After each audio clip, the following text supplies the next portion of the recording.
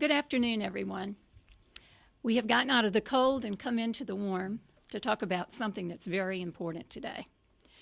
And I want to thank you for attending this press conference because it really does make a difference in the future of Georgia elections. We all understand that there is one person, one vote, which is a core principle of our American democracy. And the practice of drawing district lines unfairly so as to dilute the power of certain voters violates this core principle of American government. The practice of gerrymandering has been used for many years in Georgia and elsewhere to deny Americans their full voting rights as citizens. Correcting this wrong will not be easy and it won't be quick, but it can happen and it must happen now. This practice of gerrymandering is a threat to both political parties and, more fundamentally, a threat to our democratic form of government. The courts have upheld several systems in other states for achieving fair and impartial redistricting. And the time is now for us to do that. Now. Now is the time for change. Now is the time for voters to demand that their right to participate fully in their own government. With us today at this press conference are a lot of different people, but I want to introduce, first of all, our representatives that we have with us today. Representative Pat Gardner, Representative Mary Margaret Oliver, and Senator Elena Parent. And I'm going to turn this over to Representative Gardner, and she will introduce the other people that are up here to speak. Aren't we lucky in Georgia to have the League of Women Voters of Georgia to help lead the way in the kind of change that we know citizens are asking for? We're here today with legislators and several good government advocacy groups, as I call it. Particularly proud to be here with the League of Women Voters because I learned about government from the League of Women Voters many years ago, long before I even considered being in the legislature. Support also comes from Common Cause of Georgia and the ACLU of Georgia, and you will hear from them in just a minute. Redistricting is a complicated process, but there should be at least a reflection of one person, one vote. It should allow for reasonably compact districts, neighborhoods that are centered on communities of interest. And we should not split them into several parts. Virginia Highland, for example, has 3 representatives under our current redistricting. It should have respect for minorities, and we believe it should also produce results that fairly reflect the partisan balance in our state rather than simply overriding it. As one of my wise constituents said to me the other day, it is time to give the citizens the right to choose their representatives instead of the representatives choosing their legislators or their elected officials. Why is this important today? Why are we doing it now, as we have heard? Redistricting practices vary in every state, and we have focused in recent year on the importance of ensuring that we have ethnic minority voters fairly representative. As you will hear in a minute from my colleagues who are lawyers, there have been cases under consideration for the first time of whether disproportionate partisan redistricting is fair to the one person, one vote. In Georgia, for example, recent statewide elections split roughly 45% Democratic, 55% Republican. However, the Georgia Congressional District with 14 members, 10 of the 14 are from a single party. Both the House and the Senate in Georgia don't reflect that 55-45% either. They both are about 2/3 with one party and 1/3 with another party. We don't think this is representative of the citizens of Georgia. Why has it become so lopsided?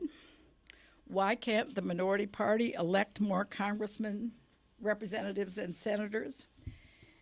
A look at the districts that are even competitive for either party provides good insight. Only 8, or maybe only really 7, of the 180 districts in the Georgia House provide a chance for a person of either party to be elected. So we're going to hear some different points of view. The Senate version of these bills is different than the House version. I believe the commission should be separate from elected officials, such as legislators, and have proposed such a commission in H.R. 792. At a minimum, it is time for our state to agree on a set of standards to be used for redistricting, and they are outlined in H.R. 793. So next on our group of representatives is Senator Elena Parent. Thank you so much, Representative Gardner, and thank you to all of you for being with us today to discuss this important topic. As my colleague just outlined, we have very few districts in our state in either the Senate or the House that are competitive in a general election. In fact, this booklet put together so nicely by Common Cause and the League of Women Voters does give you all the statistics for which you can reference. And really, it is truly shocking. When I was running for the Senate, having previously served in the House, I mentioned to people here and there at town halls, et cetera, that out of 236 seats in the General Assembly, we had fewer than 10 that were competitive in a general election. And the reason, of course, this is so important is what Representative Gardner already has stated about the squelching of minority viewpoints, the lopsided squelching of a minority viewpoint by gerrymandering districts. But even more so, what you get is districts that have been drawn to be hyper-partisan. They're not competitive in a general. So the elected officials that occupy those seats rationally are looking at the only voters that matter to them as they cast votes. By definition, those voters are the ones that turn out for the primary elections. They are, by definition, the most partisan voters, and they are a small subset of the American electorate. What that means, of course, is that people with rationally representing their constituents' interests or the constituents that matter to them, the ones that vote for them in the elections that matter to them, when they're rationally considering all that when they cast votes, it pushes elected officials of both parties to the extremes into these sort of hyper-partisan positions for which compromise is virtually impossible.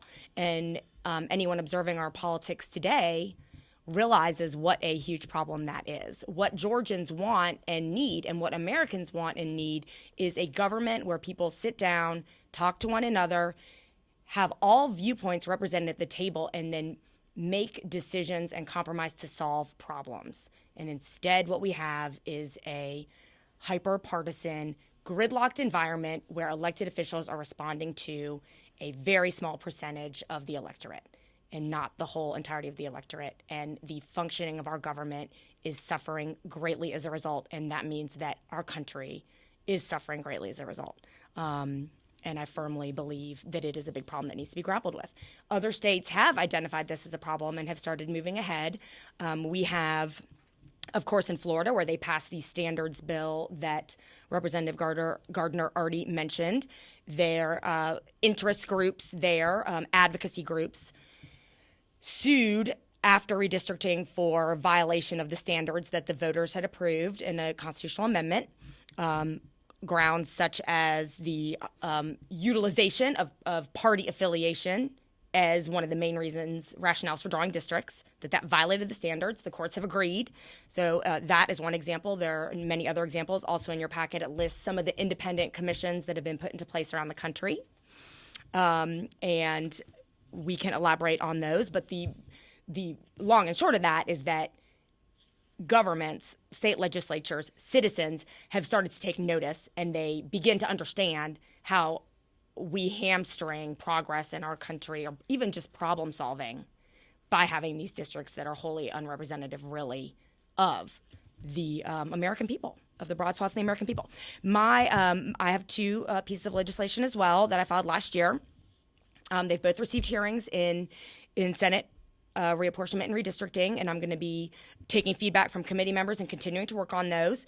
I certainly call upon the public to join our voice, along with everyone that you see up here, in those that are going to demand fair representation at their state capital and in Washington. The one is the standards bill that Florida has enacted. The other is actually based on a redistricting commission of outside experts that former Governor Sonny Perdue put together, and that legislation did emerge and was heard and introduced by the governor's floor leaders back a few years ago. So that's the same legislation that I'm carrying forward. Obviously, it's an idea that has had a lot of bipartisan support. It would be a huge step forward. It would be a constitutional amendment, but give the General Assembly a final up and down vote. If the General Assembly rejected the plans, the General Assembly would have to deliver specific objections back to the Independent Redistricting Commission so that they could edit the maps. I am also wholly supportive of Representative Gardner and Representative Oliver's bill, which would remove it entirely from General Assembly hands. The commission felt that, and the bill that I have, that was a good, huge step forward, middle ground. To me, certainly either one would be a big improvement, and it is a critical conversation that we should be having here at the state capitol, and grateful to you all for coming today to hear about and to support these efforts. Introduce Mary Margaret. I certainly will. And now I have the honor of introducing one of my mentors, Representative Mary Margaret Oliver. Thank you. Who will tell us what is going on. Yes. Thank you, everyone, for coming. Thank you for the leadership from the League of Women Voters. In my long political career and long legal career, I have had the privilege of participating both as a lawyer trying to redistrict old school districts and old county commission districts in Henry County and Spalding County. And I've had the privilege as an elected member of the General Assembly to have redistricting happen for me, for my constituents, both in the majority Democratic days and the majority Republican days. So I have a long career of very hands-on experience with these issues. Redistricting is inherently a political process, but it has to be a political process that's rational, serves the people, and also meets certain constitutional standards. I do not believe that today we can say that redistricting process is rational or serves the people or meets constitutional standards. I'm following very closely, as I always have, redistricting and voting rights legislation to watch the issue of partisanship become a relevant legal issue in redistricting efforts. I think that is the direction the courts will go, and I'm very pleased to be a part of this effort today to make our redistricting process not apolitical, but less political in the context of a rational, serve the people, and constitutional basis. These ideas that we're putting forward, coming from these good government groups, kind of groups I love to see show up at the Capitol every day, will generate, I hope, an intellectually honest discussion about what Georgia citizens want and where the law is today and where the law is going. With the Supreme Court elimination of Section 5 of the Voting Rights Act, there is a different world. There's a different constitutional set of standards applicable to us. And the old days, when I first started doing Voting Rights Act, where the local county commission took the legal position that the voting rights did not apply to them for some theory that didn't go very far, but it was a theory they had. Those days are not part of our discussion anymore. Our discussion today is really more sophisticated in terms of what is a representative government in terms of constitutional standards. I look forward to these discussions in court, and I look forward to an intellectually honest, partisan, yes, but intellectually honest discussion about the legislative proposals that are being put forward today. Thank you for all your interest. is the president of the League of Women Voters of the United States, Miss Elisabeth MacNamara. Thank you for being here. Thank you. Well, good afternoon, and my name is Elisabeth MacNamara. I am the national president of the League of Women Voters, and I'm happy to be here this afternoon with my state senator, Elena, as well as Representative Pat Gardner and Mary Margaret Oliver, and my colleague, Elisabeth Poythress with the League. And I want to talk for a little bit about the importance of transparency and independent decision-making in redistricting. Outside, we're very grateful to be inside because it's very, very cold out there. It's clear and it's sunny, and we are here at the state capitol, the People's House, if you will, where shortly these legislators will join the other people's representatives to do the people's business. Excuse me. That business is done best when it is done in the open, transparently, and in the sunshine. And that includes the important process of redistricting, which occurs only once every 10 years, is truly part of the bedrock of our democracy. Done right, redistricting guarantees that the people choose their representatives rather than the representatives choosing their voters. Thank you. The League of Women Voters believes that to be done right, that means addressing 4 critical concerns. 1, ensuring one person, one vote. 2, ensuring ethnic and minority voting rights. 3, avoiding partisan gerrymandering. And 4, ensuring maximum transparency in the process. There is an energized citizens movement around these issues building across the country. And today I am so pleased that energy and that movement are being expressed here in the state of Georgia. For too long, regardless of who controls the General Assembly, the process has been shrouded in secrecy, controlled by those most impacted by changing demographics. And Georgia's not alone. The same strategy has been employed by legislative bodies across the country and across the centuries. It doesn't have to remain that way. The pressure for reform is building in many states, not just here in Georgia, but in Ohio, Virginia, Indiana, Maryland, Michigan, Illinois, North Carolina, and states like Iowa, Arizona, California, New York, and Florida that have enacted meaningful reforms, whether in the form of an independent redistricting commission, constitutional criteria, or a combination of both, are seeing the benefits of those reforms. We can and must do the same here in Georgia. An open and transparent process protects the interests of all concerned, but in particular, it protects the interests of the people of the state of Georgia.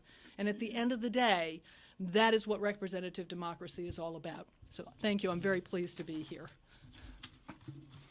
Next, we have our very own Georgia president. Are you planning to speak? You started. She did. I already did. Yes, she already did. Elisabeth Poythress, we're delighted to have you in Georgia as our president. And I'm delighted to be here. Next on our list is a representative from the ACLU, Miss Maya Dillard Smith. Thank you. Good afternoon. I am thankful for having been invited this afternoon to speak on this important issue of independent redistricting. I am here as the executive director of the ACLU for the state of Georgia. And while we have no position on any of the legislation that has been proffered, we are here as supporters of the principle of one person, one vote, and fair representation in our democracy. As a mother of young children, I was delighted this year as my daughter began the 3rd grade. And as part of her social studies teaching, there's a beginning curriculum to talk about civics education. And it starts at the beginning of the school year to begin to educate 3rd graders about the difference between a direct democracy and a representative democracy. And unfortunately, what has happened in our redistricting process, which happens after we take the decennial census every 10 years and begin to redraw the political boundaries under which citizens in the state of Georgia and across the United States will then elect representatives at the local, state, and federal level. That process has been co-opted by the very people who ultimately have to be elected. And by virtue of that, it creates a conflict of interest in the defense of citizens' rights to have fair, impartial representation.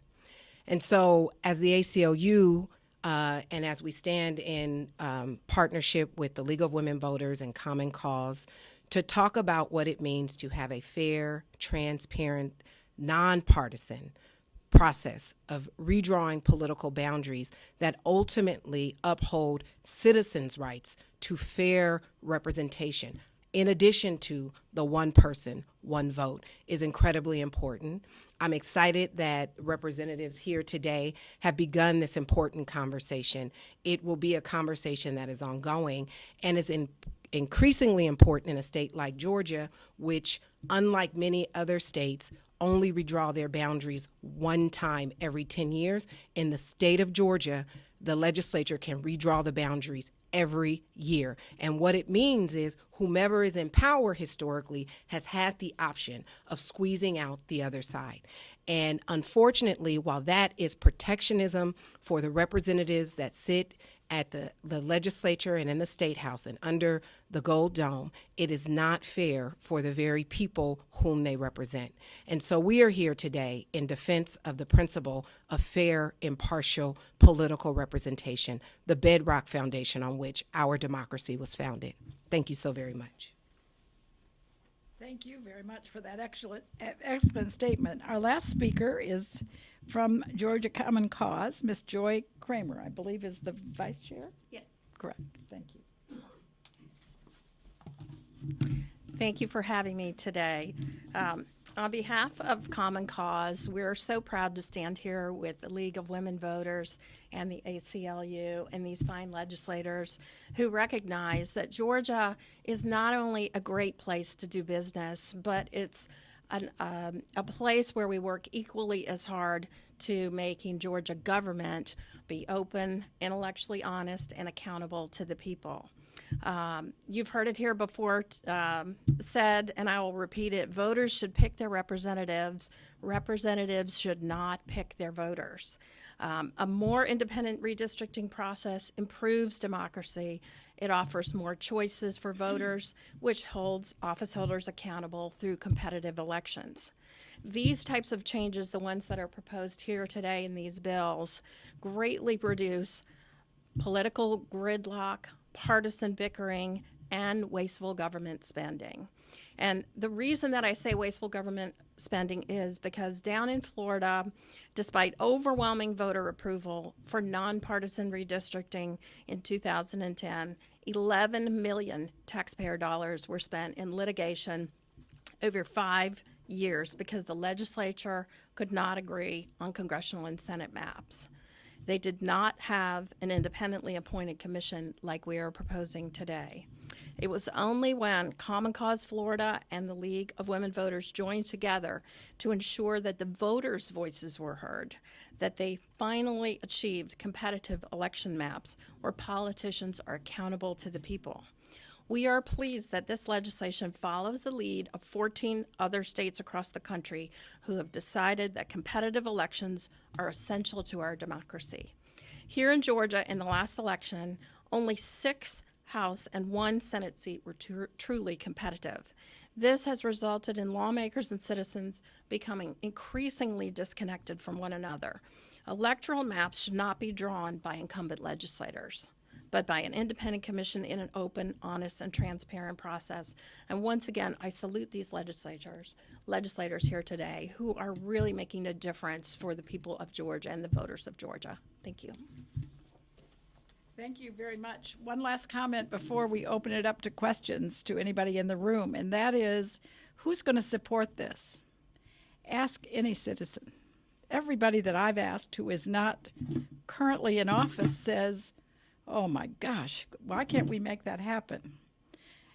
Ask anybody in the legislature, well, why don't you talk to somebody else about that? Anyway, so that's building a chasm, really, between elected officials and those who elect them. But we have the experts here, as you've heard, so are there any questions? Just a couple of brief ones.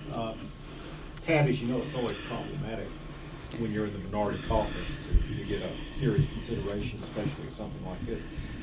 I know Elena said she did get a committee hearing on her measures last year. Do you see a possibility of at least getting a committee hearing or a committee discussion of what you're introducing here, or is that a bridge too far? Well, we can only try, and we're certainly going to do that.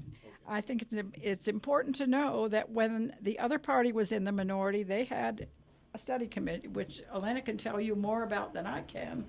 But many of these same principles were put forth in a report that some Senate committee came up with. So these ideas, are they unique to us because we're Democrats? No. They're ideas that have been around, and the question is, can we all step above our own wish to be reelected and do what we think is right for the people we represent? It'd be interesting to me to see if the Republican leadership will deny a public discussion on this issue. How many issues can they deny a public discussion on? And the debate is going on. It's going on among citizens and among interest groups and among businesses. If the Republican leadership chooses to deny a public discussion, that will, I think, generate a more vigorous discussion among people. And So the Democrats have apparently allowed a study committee to be established when they were in the majority. It may have been in, let's see, I have it right here. It was done by executive order. So March 2006, Purdue issued an executive order creating an independent redistricting task force, the task force, with the individuals on it. 11 members were none were elected officials, although a former Chief Justice of the Supreme Court, Harold G. Clark, was the chair. And to the Senate committee, I submitted testimony and letters from some of the individuals who served on that, including Dr. Kerwin Swint, who's the chair of the political science department at Kennesaw State University. Let's see, I don't want to read the entire thing, and of course can give it to those who are in attendance, but he puts it all very well. He said, as I'm sure the committee members are aware, a number of states have moved away from district lines being solely determined by sitting state legislators. There are numerous problems with the approach Georgia currently uses. In practice, it, 1, allows currently serving state legislators to choose their constituents instead of the other way around. 2, creates unnecessarily odd-shaped districts. 3, divides a number of natural constituencies and communities of interest. 4, creates race-based and party-based parameters for drawing boundary lines. And 5, gives Georgia voters no say in the process. The governor's bipartisan task force, after much study and deliberation, recommended a constitutional amendment that would establish an independent commission. No system is perfect, and it would not magically remove all politics, but it would represent a major step forward in emphasizing democracy over partisanship. Gerrymandering and its negative consequences is one of those hiccups of democracy left over from the 18th century. It doesn't have to stay. There is a better way. And I fully agree with the wise words of Dr. Swint from the task force. And this legislation was carried forward by the governor's floor leader and members of the Senate. Obviously, as you all know from being in attendance here, it was not ultimately enacted into a law, but it is certainly a bipartisan effort. And Representative Gardner said it well. It's can we look beyond our immediate personal self-interest and look to what's right for for Georgians? Any other questions? I think we're good. Thank you. Anybody else in the room have a question? I want to thank you very much for being here, all of you, for being here and bringing this important issue forward. It's really important to all of us, I think. Any further comments? No. Just on behalf of the League of Women Voters and Common Cause, I'm sure, and the ACLU, our greatest gratitude to bringing this forward again this year. It's not easy to come back. We know that. But you did a good job last year. We're coming You'll again. do a better job this Yeah. year, and you're going to get more and more people behind you. We appreciate And you I very did much. really, I did get very good questions and intend to have a dialogue moving forward with the Senate committee and look forward to that with the House committee as well. Look Thank you. forward to an open and honest debate. Absolutely.